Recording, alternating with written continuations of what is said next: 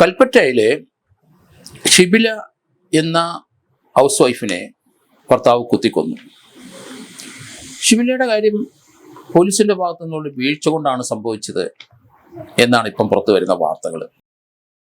കാരണം ഷിബിലയുടെ അമ്മയും അല്ലെങ്കിൽ ഉമ്മയും അസീനയും അബ്ദുൾ റഹ്മാനും നിരന്തരമായി പോലീസ് സ്റ്റേഷനിൽ പോയി കൽപ്പറ്റയിൽ പോയി പരാതി കൊടുത്തു. ഇയാൾ മകളെ കൊല്ലാൻ വരുന്നു, അയാൾ ഡ്രഗ്സ് ഉപയോഗിക്കുന്ന ആളാണ്, മദ്യപാനിയാണ്. അവർ വിവാഹം കഴിച്ച് അയച്ചെങ്കിലും അന്ന് മുതൽ ഉപദ്രവിക്കുകയും അത് തന്നെയല്ല ലൈംഗികമായി ബന്ധപ്പെടുന്ന സമയത്ത് അതിഭീകരമായി മർദ്ദിക്കുകയും മുറിപ്പെടുത്തുകയും ചെയ്യുന്ന ഒരു സ്വഭാവം അയാൾക്കുണ്ട്. അതെല്ലാം ആ കുട്ടി സഹിച്ചു. 3-4 വർഷം കഴിഞ്ഞു. ആ ബന്ധത്തിൽ നിന്ന് മോചനം പ്രാപിക്കാൻ അവർ ശ്രമിച്ചു. അതുപോലെ കുട്ടികളുണ്ടായിപ്പോയി. ഏതായാലും കൂടെ ഇവരെ വന്ന് കാല് പിടിച്ച് കൈ പിടിച്ച് വീട്ടിലോട്ട് കൊണ്ടുപോകും. ഇയാൾ നല്ല മദ്യപാനിയാണ്, ഇയാൾ ഡ്രഗ്സ് ഉപയോഗിക്കുന്ന ആളാണ്. അതുതന്നെയല്ല, ഭാര്യയെ വെച്ചിട്ട് ഭാര്യയുടെ പേരിൽ 4 ബാങ്കിൽ നിന്ന് ഇയാൾ ലോൺ എടുക്കും.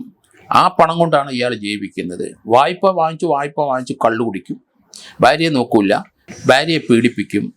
ഈ രീതിയിലുള്ള പ്രവർത്തനം കൊണ്ട് ആ കുട്ടി മടുത്തു. അതുകൊണ്ട് ഭർത്താവായിട്ടുള്ള ബന്ധം ഇനി വേണ്ട, അങ്ങനെ വീട്ടിൽ വന്ന് മാതാപിതാക്കളൊപ്പം താമസിക്കുന്നു.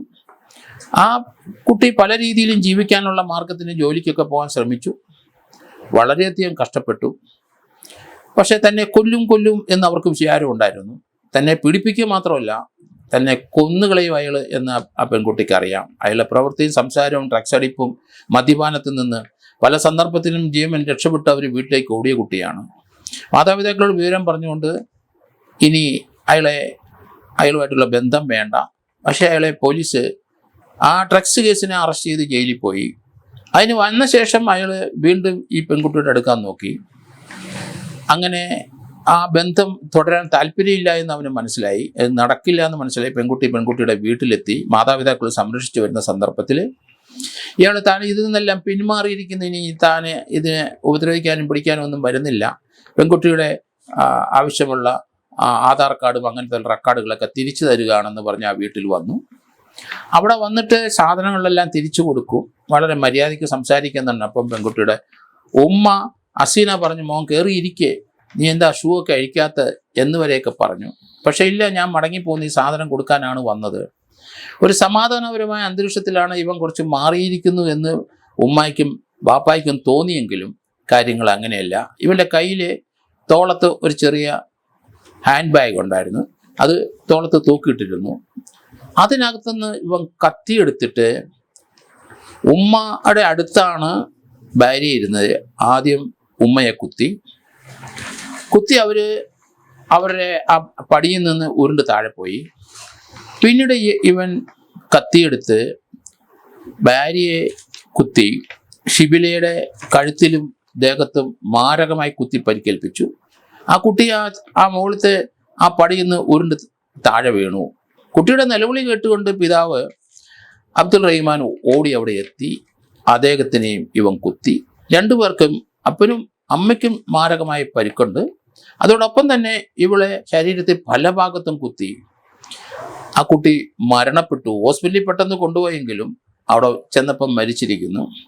പോസ്റ്റ്മോർട്ടം നടത്തിയപ്പോൾ ചില കാര്യങ്ങൾ വ്യക്തമായത്, കുട്ടിയുടെ ദേഹത്ത് നിറയെ പരിക്കുണ്ട്. അതുമാത്രമല്ല, പല സന്ദർഭത്തിലും ഇയാൾ ആ കുട്ടിയെ ഉപദ്രവിച്ചതിൻ്റെ വ്യത്യസ്തമായ രീതിയിലുള്ള മുറിവുകളാണ് കണ്ടത്. ഇപ്പോൾ തന്നെ കുത്തി മുറിപ്പെടുത്തിയപ്പോഴും അയാൾ പല കത്തികളുമായിട്ടാണ് വന്നിരിക്കുന്നത്. ചെറുതും വലുതുമായ, ചെറിയ പോറി മുറിപ്പെടുത്തുന്നതും മാരകമായ മുറിവുണ്ടാക്കുന്ന രീതിയിലുള്ള വ്യത്യസ്തമായ കത്തികളുമായിട്ടാണ് ഇയാൾ ആ ബാഗിനകത്ത് വന്നത്. അങ്ങനെയാണ് ഈ കൊലപാതകം നടത്തിയത്. അയാൾ തീർച്ചയായിട്ടും ഈ കൊല്ലുന്നത് തന്നെ ആ ആളെ അല്ലെങ്കിൽ പാർട്ട്ണറെ വേദനപ്പെടുത്തി തന്നെ അവരെ കൊല്ലുന്നതാണ് അയാളെ രസിക്കുന്നതെന്ന് തോന്നുന്നു. യാസിർ എന്ന് പറഞ്ഞാൽ ഇവനെ ആ പെൺകുട്ടിയുടെ ആദ്യത്തെ വിവാഹം പെട്ടെന്ന് തന്നെ ആ പെൺകുട്ടി മോചിതയായി ഡൈവേഴ്സിലേക്ക് പോയി. അതിനുശേഷം വീടിനടുത്തുള്ള യാസിറുമായിട്ട് ഇവള് ലോഹ്യത്തിലായി. യാസിർ ഇവളുടെ പുറകെ നടന്ന് അങ്ങനെയാണ് ഇവൻ ആ പെൺകുട്ടിയെ വിവാഹം കഴിച്ചത്. ഏതായാലും ഈ പെൺകുട്ടിക്ക് അവരോട് താല്പര്യം ഉണ്ടായി തുടക്കത്തിൽ. പിന്നീട് അയാള് കടം വാങ്ങിച്ചും സ്ഥലം വിറ്റും അങ്ങനെ പണം വരുന്നത് മുഴുവൻ കുടിച്ചു കൂത്താടി നടക്കുകയായിരുന്നു. അതിനുശേഷം ഡ്രഗ്സ് അടിക്കാൻ തുടങ്ങി. പല സന്ദർഭത്തിൽ ഇവരെ കൊല്ലാൻ ശ്രമിച്ചു. പല ആൾക്കാരുമായിട്ട് ഇയാൾ വഴക്കുണ്ടാക്കുകയും അടിപിടി ഉണ്ടാക്കുകയും ഒക്കെ ചെയ്തു. ഡ്രഗ്സിൻ്റെ ദുരുപയോഗം കാരണം ഇയാളെ അറസ്റ്റ് ചെയ്ത് പോലീസ് ജയിലിലിട്ടു. അവിടുന്ന് ജാമ്യത്തിൽ ഇറങ്ങിയ ശേഷമാണ് ഇപ്പോൾ ഈ മർഡർ കേസിലേക്ക് അയാൾ വരുന്നത്. അയാൾ നിരന്തരമായി കുട്ടിയെ പീഡിപ്പിക്കുന്നത് മാത്രമല്ല, പോലീസിന് പല സന്ദർഭത്തിലും മകളെ കൊല്ലും എന്ന് പറഞ്ഞ് പരാതി കൊടുത്തു. 8 തവണ പോലീസിൻ്റെ പുറകെ പോയി. ഒരു നടപടി എടുത്തില്ല. പോലീസ് ഒരു പ്രിവെൻറ്റീവ് അറസ്റ്റ് ചെയ്ത് ഇവനെതിരായിട്ട് നടപടി എടുക്കേണ്ടതാണ്. കാരണം ഭാര്യയുടെ മാതാപിതാക്കളും പരാതിക്കാരായിട്ട് രംഗത്തുണ്ട്. അതുകൊണ്ട് ഇവനെ അറസ്റ്റ് ചെയ്ത് ജയിലിലാക്കാനായിട്ട് യാതൊരു ബുദ്ധിമുട്ടും ഇല്ലായിരുന്നു. പോലീസ് അതിനൊരു നടപടി എടുത്തില്ല. പോലീസ് ഇതിനകത്ത് ലാഘവബുദ്ധിയോടെ കണ്ടുകൊണ്ടാണ് ഒരു മരണം ഉണ്ടായത്. എന്തായാലും ആ പോലീസ് ഉദ്യോഗസ്ഥർക്കെതിരായിട്ട് നടപടി വന്നു കഴിഞ്ഞു എന്ന് എനിക്ക് തോന്നുന്നത്. ഏതായാലും കേരളത്തിലെ പല പോലീസ് സ്റ്റേഷനിലും ഇതുപോലെയുള്ള സംഭവങ്ങൾ റിപ്പോർട്ട് ചെയ്യുന്നുണ്ട്.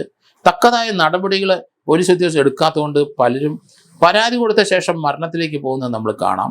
കൊലപ്പെടുത്തുകയാണ് അവരെ പലരെയും. അതുകൊണ്ട് പോലീസ് ജാഗരൂകരായിട്ടിരിക്കണം. ഇങ്ങനെയല്ല നടപടികൾ. ഡ്രഗ്സ് അടിച്ചും അല്ലെങ്കിൽ ഭാര്യയായാലും മക്കളെ ഉപദ്രവിക്കുന്ന ഒരാളുടെ പരാതി കിട്ടിക്കഴിഞ്ഞാൽ ഒരു ദാക്ഷിണ്യമില്ല, അയാളെ അറസ്റ്റ് ചെയ്ത് റിമാൻഡ് ചെയ്തിരിക്കാം. കാരണം അങ്ങനെയുള്ള ധാരാളം വകുപ്പുകൾ ഇപ്പോൾ ഉണ്ട്. അതുകൊണ്ട് അതിന് വകുപ്പില്ല എന്ന് പറഞ്ഞാൽ ആരും വിഷമിക്കേണ്ട ആവശ്യമില്ല. നടപടി കഴുകാനുള്ള മനസ്സ് വേണം. അത് ക്വിക്കായിട്ട് നടപടി എടുക്കണം. നിങ്ങൾ ഇതിനെ ഒരു വാണിംഗ് കൊടുത്ത് വിടുന്ന പല കേസിനകത്ത് നമ്മൾ കേരളത്തിൽ കാണുകയുണ്ട്. പിന്നീട് ആ വാണിംഗ് കൊടുത്തവർ സെറ്റിൽമെൻറ്റ് നടത്തി വിട്ടവരെല്ലാം കൊലക്കേസ് പ്രതിയായി ആ വീട്ടിലെ അതിലെ സ്ത്രീകളും പല കുട്ടികളും പെൺകുട്ടികളും കൊല്ലപ്പെടുന്നത് നമ്മൾ കാണുകയാണ്. അതുകൊണ്ട് പോലീസ് ഈ കേസിനകത്ത് തീർച്ചയായിട്ടും മാറി ചിന്തിക്കണം.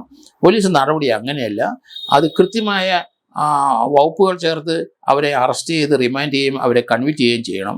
അതുപോലെ ഭീഷണിപ്പെടുത്തി ഇവരെ വന്ന് ചെയ്യുന്നവരെ കൈകാര്യം ചെയ്യാനും പോലീസ് തയ്യാറാകണം. അങ്ങനെ ഒരു പോലീസ് ഉണ്ടായിരുന്നു. പക്ഷേ ഉപദേശം കൊണ്ടൊന്നും കാര്യം നടക്കില്ല. കാരണം പോലീസിലെ കോട്ടയത്തെ 1-2 പോലീസ് ഉദ്യോഗസ്ഥരെ നമുക്കറിയാം ചവിട്ടിക്കൊന്നത് അടുത്ത ദിവസമാണ്. പല സന്ദർഭത്തിലും പോലീസിൽ ധാരാളം പരിക്കേൽക്കുന്നുണ്ട്. അതുകൊണ്ട് ലാഘവബുദ്ധിയോടെ കാണരുത്. ഇവരെ എല്ലാം കൈകാര്യം ചെയ്യേണ്ടത് എങ്ങനെയാണെന്ന് പോലീസിന് അറിയാം. ആ രീതിയിൽ തന്നെ കൈകാര്യം ചെയ്തെങ്കിലേ സമാധാനപരമായ ഒരു അന്തരീക്ഷം കേരളത്തിലുണ്ടാവുകയുള്ളൂ. അതുകൊണ്ട് പോലീസ് ഉദ്യോഗസ്ഥർ അവർ അമിതമായി ബലപ്രയോഗം നടത്തിയെന്നൊക്കെ ആരോപണം വരുമെങ്കിലും കസ്റ്റഡിയിലുള്ള ഡെത്തും അതുപോലെയുള്ള ഫെയ്റ്റലായിട്ടുള്ള ഉപദ്രവിക്കാതിരുന്നാൽ മതി. ചില ഗുണ്ടകളെ അത്യാവശ്യമായിട്ട് ഒതുക്കണമെങ്കിൽ കൈകാര്യം ചെയ്തെങ്കിൽ മാത്രമേ പറ്റുള്ളൂ. അത് അന്നും ഇന്നും അങ്ങനെ തന്നെ. അതിനകത്ത് വേറൊരു സയൻറ്റിഫിക്കായ മാതൃകയില്ല. അവരെ സമൂഹത്തിൻ്റെ ഒപ്പം കൊണ്ടിരുന്ന വേറെ മാർഗങ്ങളൊന്നുമില്ല. ഭയം തന്നെ വേണം, അല്ലാതെ ഇതിനൊരു പരിഹാരം ഉണ്ടാവില്ല.